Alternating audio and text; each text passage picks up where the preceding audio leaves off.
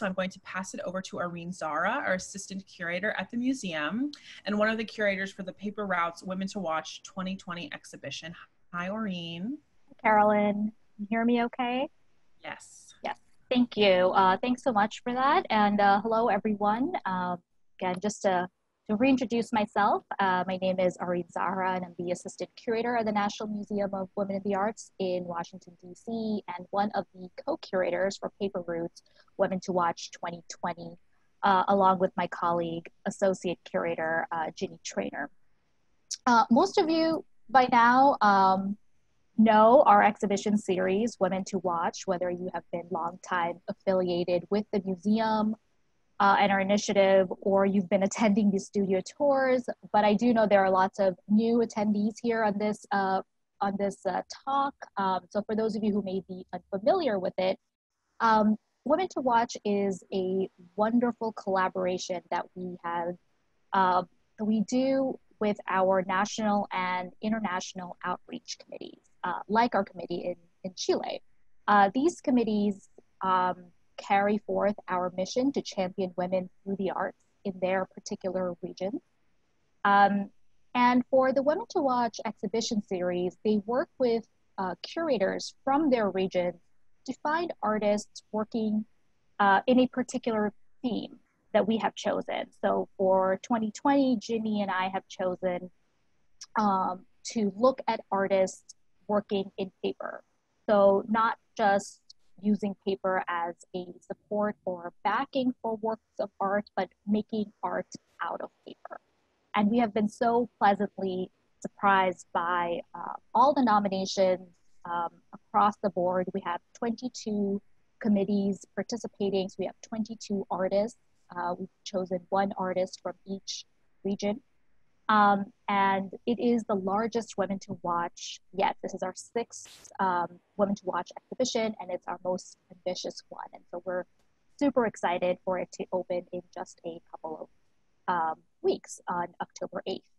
So I would first of all like to thank Macarena Lopez and the committee, as well as Maria Irene Alcade, our consulting curator from Chile, for your support of our project and for introducing us to the work of today's featured artist, Paola Podestá Martí. So just a brief bio, let me just look at my notes. So Paola's creative practice is long-term, meticulous, and multidisciplinary, and you'll get a good sense of that as we go through today's talk. She does a combination of handcrafted and digital forms of production. She recreates large ornamental architectural facades using thousands of individual laser cut pieces in the shape of butterflies and other insects to symbolize the deterioration of material heritage over time in our collective memory. The work in Paper Routes is one of these architectural pieces called Vergara Palace Cornice, or Cornice, which is about 7 feet high and 10 feet long. Paola was born in Santiago and lives and works in Valparaiso. She received a Bachelor of Arts with a major in sculpture and aesthetic from the Pontifical Catholic University in Chile, and a Master in Visual Arts from the University of Chile. She has exhibited in numerous individual and group exhibitions. She has received the Fondart Prize 4 times in 98, 99, 2001, and 2008. She's also a producer and art director at Masivo Films. And for 13 years, she has taught at the Graphic Design School in Viña del Mar. And I can go on and on. She has an extremely impressive resume. We're so happy to have her participate in Paper Routes Women to Watch 2020. We're going to be doing something a little bit different today. If you've attended the tours so far, you know that the artists have a little bit of a PowerPoint presentation. We're going to switch it up. We're going to show you a short video, and there will be a little bit of a slide presentation as we converse with Paola. But before we go into this short video, I'm just going to hand it over to Paola to let her say hello to everyone. And so Paola, I'm off to you now. Thank you, Ari. Hello to everyone. I'm very glad you had come to participate of this conversatory. We will show you a video and chat a little bit online. So please feel welcome for all of us. Great, let me just get the video up for us. So go ahead.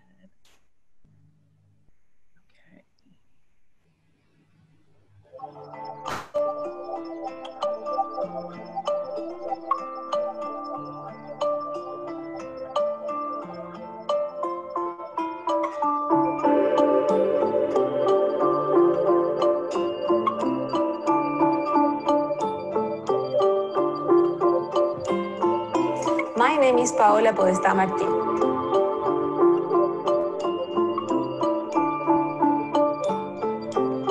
My background as a sculptor has influenced the way my work explores space and its volumetric possibilities, whether on a small or grand scale.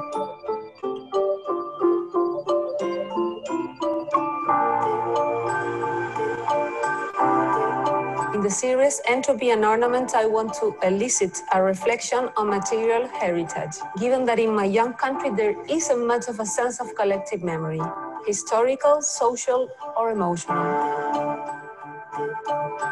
As it relates to architecture in this case, I was also interested in that time of history when ornament conveys social status, when artisan architecture had a high cost that only the elite could afford. It would be only a little while later that the influence of modern architecture with its promise of functionality would end this artistic footprint. I reconstructed the ornamental patterns found in the architecture of Vergara and Baburitza palaces, buildings built at the beginning of the last century in the region of Valparaíso, where I am from. At the time, the Industrial Revolution was young and it relied heavily on artisanal production, especially of luxury goods. Unlike Oasis, my previous piece, the reproduction of the pattern of a Persian rug, in this new piece, I want to control 100% the work process. I steer the symbolic meaning of my new piece, casting my own dies. To do this, I use a variety of different technologies and production methods. Previously, I had just used pre-cut dies created by a manufacturer.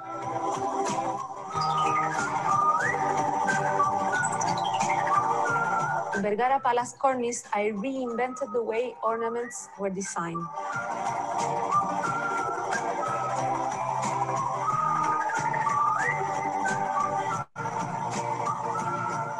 The process I went through involved serial production, combining laser cutting with manual painting of paper, and then sticking each figure with the pins to the rug. Later, I assembled the patterns with each shape forming a single pixel. The materials I used were 4 rolls of 300 grams watercolor, cold pressed, 9 meters by 1.2 meters in width, 100% acid-free, which I painted with anti-UV acrylic painting. Then I started by hand painting the paper, which I then cut with the computer rendering of the chosen shapes, each symbolizing the bugs that make their home in the human space when we stop taking care of it, as ants, spiders, cockroaches, flies, and moths. It is made in a size that the human eye can recognize on plain sight. The laser cuttings and the pins nestled in the center of each handmade figure represent technological delays and leaps at the same time, all of this being a commentary of the period where these designs were made and how the wealth to build these luxurious palaces was obtained. In a nod to the technical process involved, some of the bugs are painted in 2 colors, or others are burned in places by the light beam of the laser cutter.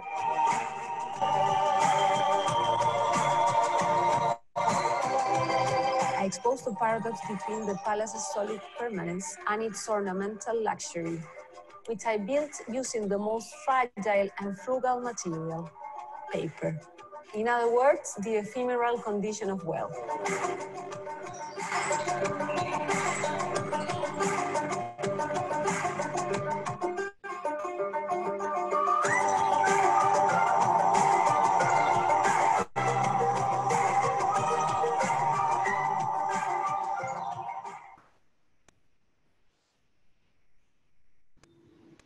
Thank you. That was amazing. I love the soundtrack.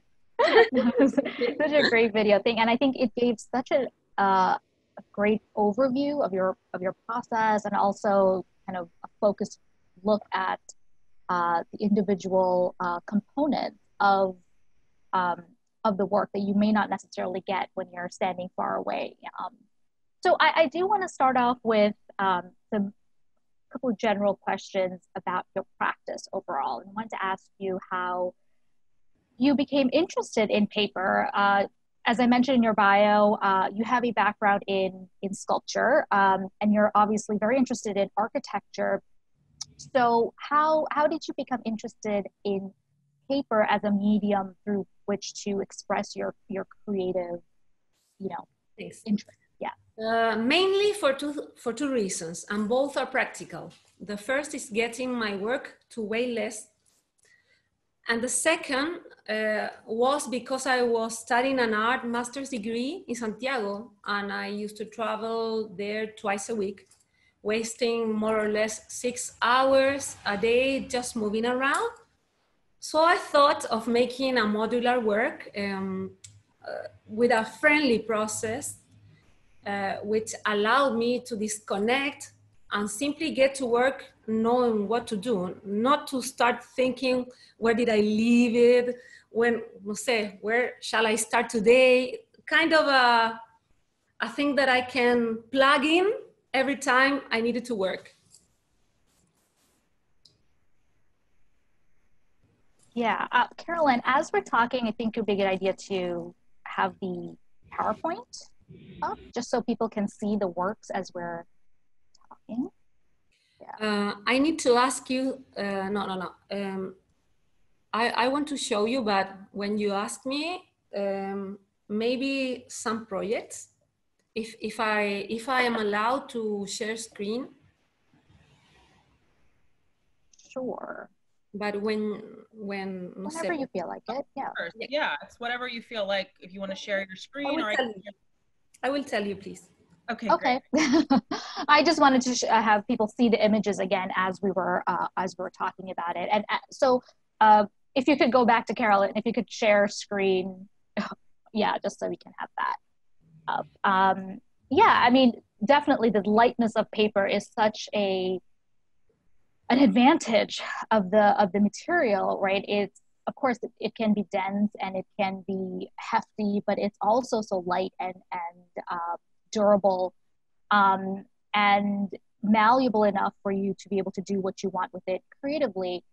I wanted to ask you about this relationship between paper and architecture a little bit more. So why did you decide to use paper, which for all intents and purposes is, again, fragile and maybe ephemeral, to represent architecture, which is at least intended to be most of the time solid and long-lasting? So what is the relationship between those two for you?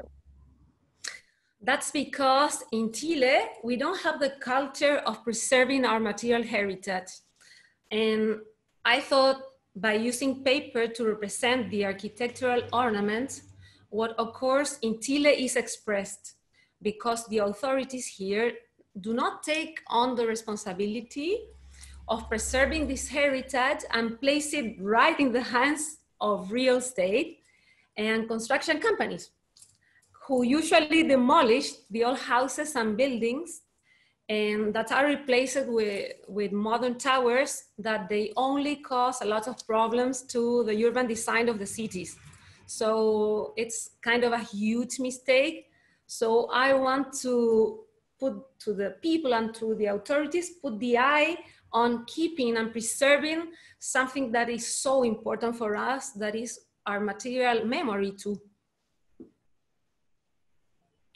I see this artists responding to the growth of urbanization in cities across the world in that same way, this need to preserve the artist has also something to say about this. We don't need to accept this, really. We had something in the arts, in the message of our works, had something to say about this. It's the city we want to live in the future, or the city we want to live to our families, to the new ones. Yeah, and you're showing that if we don't preserve this sort of material culture, this architectural heritage, it will one day disappear, right? Not just through urbanization, but if we continue to ignore preserving these buildings, they will be sort of overcome. The way you're showing that is so poetic, but there is, of course, a serious sort of undertone to it, this kind of eradication of cultural memory that future generations may never see if we don't do something about that now. I love that you mentioned that, because I do notice that in various, not just in South America, but in the Middle East, in Asia, in Europe and America. I mean, I noticed those same kinds of patterns across the globe. I want to ask you specifically about Vergara Palace, a little bit more about the work. If you can go to the next slide, Carolyn. So we're going to start to kind of like look on the outside and kind of start zooming in. So this is Vergara Palace in Chile, in Vina del Mar in Chile, and it is a museum. It is one of these sort of landmark historical properties. It is now a museum as well. And if you can go to the next slide. You saw this in the video, but I just wanted to point it out again that this is the cornice that Paola is recreating, that sort of decorative architectural element of the building. And you can tell just how much she's been able to capture those decorative ornamental qualities through these laser cut, handmade laser cut insects. And even though they're different materials, clearly the sort of texture, that beautiful texture, and that decorative ornamental quality completely comes through. I love that comparison when I saw it in the video. And I wanted everybody to be able to see like just how much Paola has been able to recreate it in her own vision. So next slide, please. And I wanted to show some details of it too, because I don't know if people can necessarily grasp just how intricate this work is. Just a question, Paola, how many insects are in Vergara Palace? Have you lost count? Is it tens of thousands? No, I haven't counted them. Yeah, I know. I'm sure that's another kind of work. yeah. I'm sure it's tens of thousands. So can you tell us how long did it take you to create Vergara Palace? Bueno, I took in total like 3 years in all the series, consisting in 8 works of grand and medium scale. Mm-hmm. And do you work on your own? Do you have a team to help you as you work through these? Oh, yes, I received some help of assistants. Yeah. I spent 2.5 years working on pre-production with volunteers, also with a lot of friends, with students in Duoc, and with my official assistants, and 6 months more producing the works with 3 extra assistants that I could afford with the funding of a grant I want to elaborate this series, because it's called Entropy and Ornament.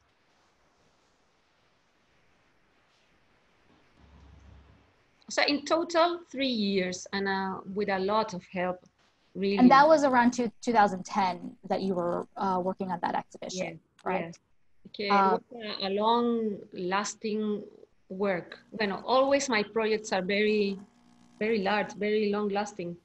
Yeah. Okay, I can't imagine something como quick for me. I got this beautiful comment. The reason I find it beautiful, I'll let you know in a second. The work puts in mind Impressionist painting and also needlework. My background in art history is Impressionist painting, and I got the same sort of feel when I saw your works? Like kind of gestural, kind of those textures and colors are very painterly. So very apropos comment. Yeah, it's like a material painting. Yeah, a very tactile surface. Yes, yes. Can you also go to the next slide so we can continue showing some details? So here's a great, I love this because you can see how you, how the bugs go up and you pin them to their backing, right?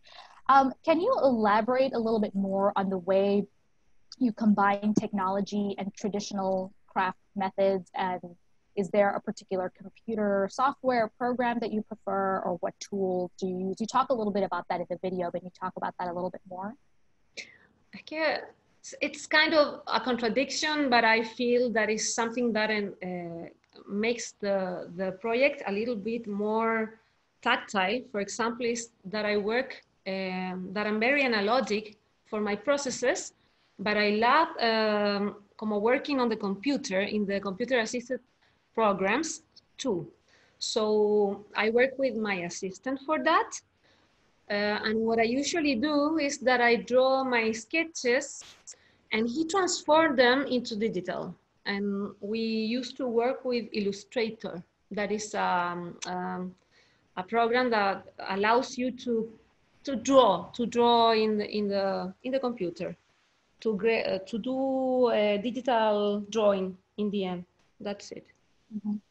Yeah, so it's kind of a mix. I can't imagine working myself only in the computer or only drawing the old style, old school drawing.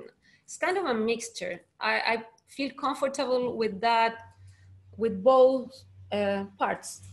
I love the combination, the coming together of traditional methods with these newer methods of working.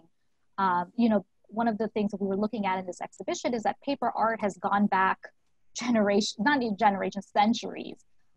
in various cultures around the world. And what we wanted to see is how contemporary artists take a lot of those traditional methods like paper cutting and sculpture, origami, and how they kind of re-envision them in their own times and in their own styles, which you have clearly done.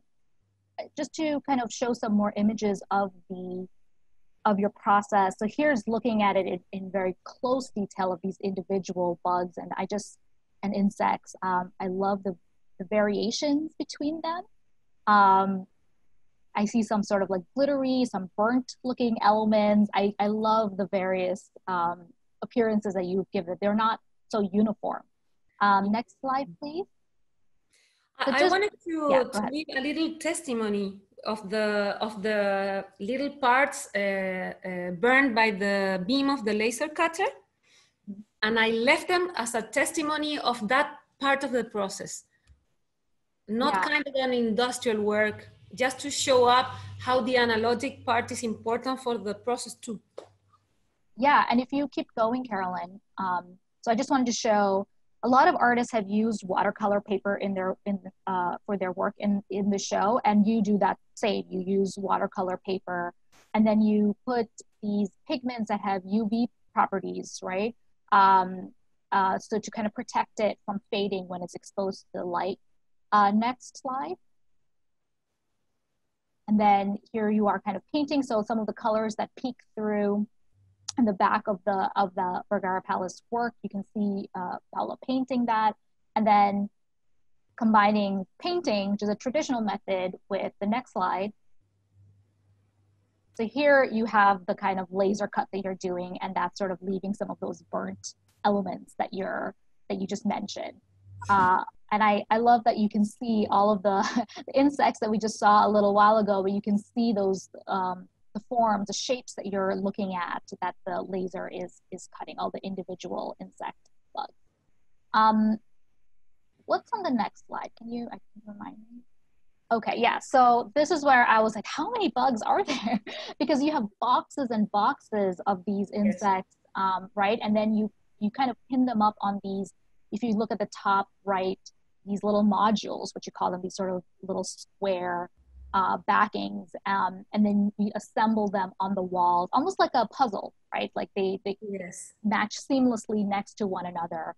And I think in your instructions to us, we're going to be installing this work very soon, either end of this week or early next week. So we're very excited about that. I think there were 64 boxes of these of these books. So you can imagine that there are so many of these that she had to do over time. And as Paola said, it took several years to do this. And we're so happy to have this here.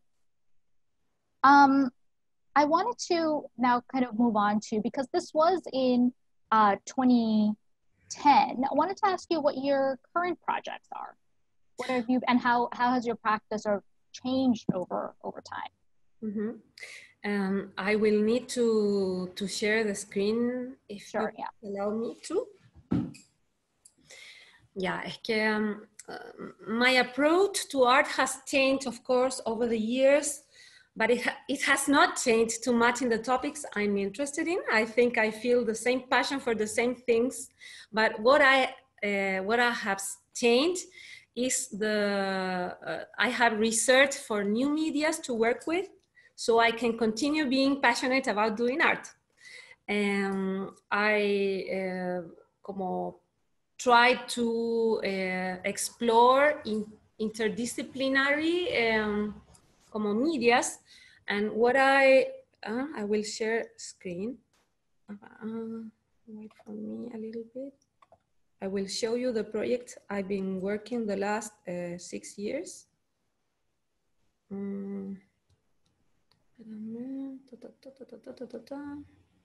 Here.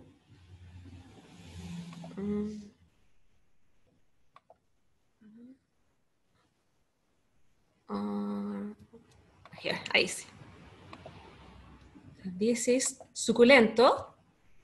Suculento is an Italian cookbook, which I started to recreate from the original that is called La Ciencia en la Cocina y el Arte de Comer Bien from Pellegrino Artusi, the father of Italian modern cuisine. And he, in 1891, did a book. Those are this is a great story, because he went from the different regions from Italy, when Italy was not Italy, where they were only regions, collecting these recipes from the people, from the houses, and they start, he received a lot of postal, the traditional postal information, and he built kind of a Wikipedia, a construction of the collective of the recipes from all the regions of Italy. He standardized the language that we can understand, for example, for a lasagna, because 100 years ago, people in the north part of Italy, the center and the south of Italy, called that dish that we universally know now with different names. So he standardized the language too. And I recovered 111 recipes from this book, which I built also with the spirit of Pellegrino Artusi. I took part of the drawings and good wishes that people wrote and draw in a book I had, because what I used to fund this project, I did clandestine dinners at home for 3 years when we cooked these 111 recipes, and people pay, because I didn't want to apply to a grant, because I feel sure about funding it, and it allowed me to do it in my speed, and a lot of people attended to the dinners. And what I did was to pick up, this book was translated to a lot of languages, almost all the languages, but it had never been illustrated before. So what I wanted to do to kind of help this book or the legacy of Pellegrino Artusi to be known around the world is to put some images on it. So I did these classic illustrations, used kind of a trattoria in, for example, where they use the black box with the chalkboard, with the white chalk, And so I spent during the weeks, I did the drawings, and in the weekends, I received people at home and do the photo shoots with the people there, the people attending the dinner, and we invite them to attend this photo shooting where people participate too. For example, they would put these onions or the rice there, the cheese. They help because to do an homage to Pellegrino Artusi for this way of constructing this new creation together. Yeah, and in the last part of the book, I did a little tribute to immigrants around the world because my family was Italian. Yeah, but bueno, most of the world has traveled or moved their homes in different countries for the last 200 years or more maybe. So it's kind of a tribute to immigrants. That was my grandmother, my nonna Laura. That was my grandparent, my grandfather, Nonno Giuseppe. That is my father. And he gave me the book from Artusi that they carried in the ship when they came to Chile. That was the only book that they carried. And my father gave it to me the day I left their home. So it was kind of a heritage I received, and I felt very responsible about that. So I needed to create something different, but also keeping this patrimony of Pellegrino Artusi. And also, I'm working right now with a work of street art. I'm starting, it's really starting. I'm just doing the sketch of these graffitis that will be constructed with fabrics with patchwork technique. I think you have, maybe you have a little. Yeah, Carolyn, if you can, sorry, open up my PowerPoint again and just go to the, doing a lot of do-si-do here. Yeah, I love, just to start, I love that the common thread throughout all of your works, I mean, it's clearly so, you're right, interdisciplinary, multidisciplinary, that your work is so much about preserving various histories and various cultural heritage, right? So whether that is through this cookbook, these, 19th century recipes, or whether it's through architectural heritage, it's about making sure certain parts of our collective memory don't get lost to history. And I think that's absolutely beautiful. And I was also looking through some of these examples of street art, and I just picked out a few. I mean, they're all amazing.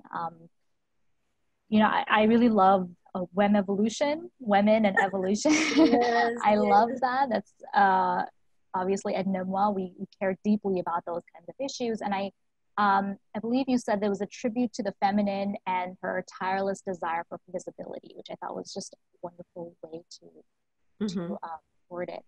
And on the right, there's another one that I thought was really poignant and timely, and it's about undocumented migration, right? Undocumented migrants. And this is about 26 feet long.